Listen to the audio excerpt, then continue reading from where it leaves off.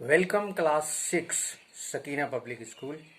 Class 6 students हम physics की book में से चैप्टर 2 मेजरमेंट पढ़ रहे हैं। मेजरमेंट में हमने कई चीज़ें देख चुके हैं। मेजरमेंट का आज 12वां लेक्चर है और मेरे ख्याल से 2-3 लेक्चर और बाकी होंगे। और ये आने वाले टेस्ट में यानी 27th में जो टेस्ट होने वाला है उसमें ये चैप्टर शामिल है, इसलिए आप इसको रेगुलरली देखें और समझें। और जो बुक वर्क आपको भेजा जाएगा उस बुक वर्क को अच्छी तरह से आप याद करें और 27 तारीख को होने वाले टेस्ट 27 अक्टूबर को जो टेस्ट होने वाला है उसको आप अच्छी तरह से इसको अटेम्प्ट करें ताकि उसमें अच्छे नंबर आपके आएँ। तो हमने बात कल शुरू की थी एरिया, मेजरमेंट ऑफ एरिया की। तो देखिए एरिया जो है, पहली बात तो ये है कि ये एक डेराइव्ड फिजिकल यूनिट है। डेराइव्ड फिजिकल यूनिट्स वो हैं जिनमें एक से ज़्यादा जो फैक्टर्स होते हैं वो शामिल होते हैं। और जो फंडामेंटल फिजिकल यूनिट्स हैं वो आपको मालूम है, जैसे लेंथ है, मास है, हाइट है, ब्रेथ है और रेडियस है और दूसरी यूनिट्स हैं जो फंडामेंटल क्वांटिटीज़ हैं जो अकेली होती हैं। लेकिन जब हम दो क्वांटिटी को ड्राइव करके कोई मल्टीप्लाई करके या जोड़कर कोई चीज़ निकालते हैं तो फिर वो डेराइव्ड फिजिकल क्वांटिटी कहलाती है। तो एरिया एक डेराइव्ड फिजिकल क्वांटिटी है और इसमें हम जो क्वांटिटी का इस्तेमाल करते हैं वो है लेंथ। और उसकी शक्ल हो सकती है लेंथ भी, उसकी शक्ल हो सकती है चौड़ाई, ब्रेथ भी, उसकी शक्ल हो सकती है हाइट भी और उसकी शक्ल हो सकती है रेडियस भी। रेडियस आप जानते हैं किसी भी सर्कल में उसके सेंटर पॉइंट से या सेंटर से उसके सरकमफेरेंस तक जाने वाली किसी भी लाइन को रेडियस कहते हैं। तो इसीलिए हम ये कहते हैं कि अगर हमें किसी सर्कल का डायमीटर पता करना है तो एक ऐसी लाइन उसकी दोनों किनारों को छूती हुई खींचें जो उसके सेंटर से गुजरे, यानी जो सेंटर से गुजरेगी वो उसमें दो रेडियस शामिल हो जाएंगी, एक सेंटर से एक सरकमफेरेंस तक और एक बिल्कुल एक स्ट्रेट लाइन अगर खींचें that will be called diameter. बहरहाल अभी हम बात कर रहे हैं एरिया की।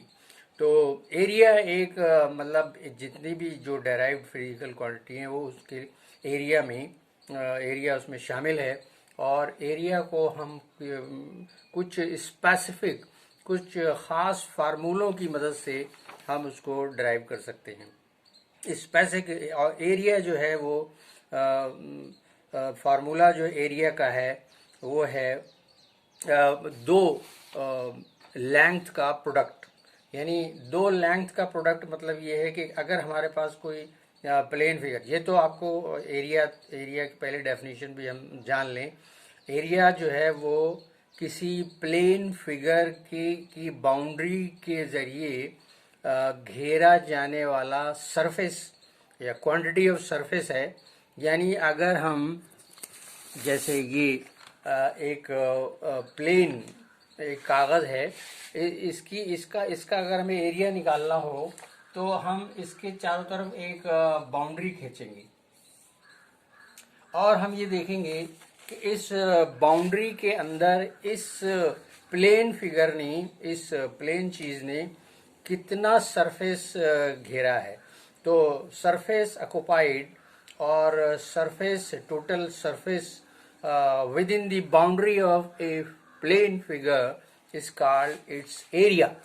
तो हमारे पास एरिया के लिए दो चीज़ें हम जो निकालते हैं एरिया, तो हम निकालेंगे एरिया को,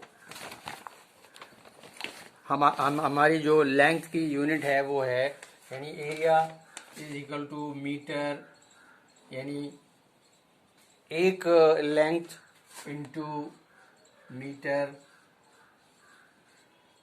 बराबर . . . . . . . . . . . . . . . . . . . . . . . . . . . . . . . . . . . . . . . . . . . . . . . . . . . . . . .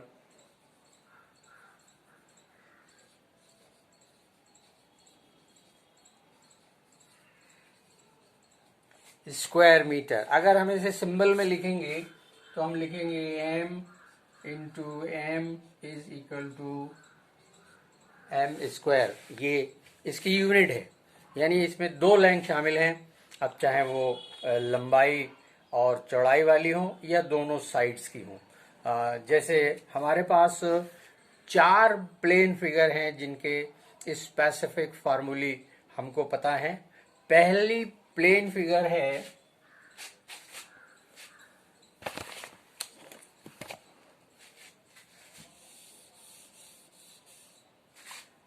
रेक्टेंगल।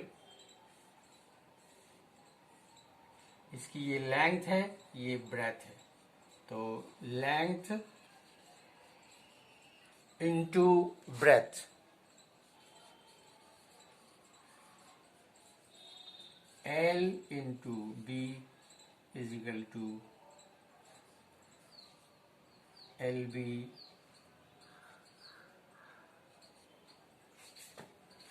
ये इसका प्रोडक्ट है, यानी ये इसका एरिया है।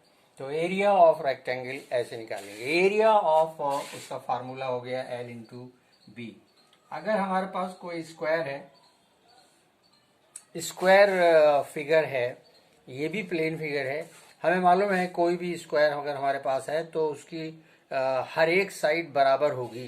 यानी कोई भी, मान लीजिए हम एक साइड ए ले लें और एक साइड ये ले लें, तो इसका एरिया होगा ए इंटू ए, या हम इसको कहें side into side is equal to a square. ऐसे इधर हम इसको भी लिख सकते हैं एल बी स्क्वायर। यानी ये भी अगर मीटर में है तो मीटर स्क्वायर, और अगर ये भी मीटर में है तो मीटर स्क्वायर, स्क्वायर मीटर, और अगर सेंटीमीटर में है तो स्क्वायर सेंटीमीटर, और अगर किलोमीटर में है तो स्क्वायर किलोमीटर। उसके बाद हमारे पास है तीसरी जो प्लेन फिगर हमारे पास है वो है रेक्टेंगल। रेक्टेंगल की बेस है बी और इसकी हाइट हमको मालूम करना पड़ेगी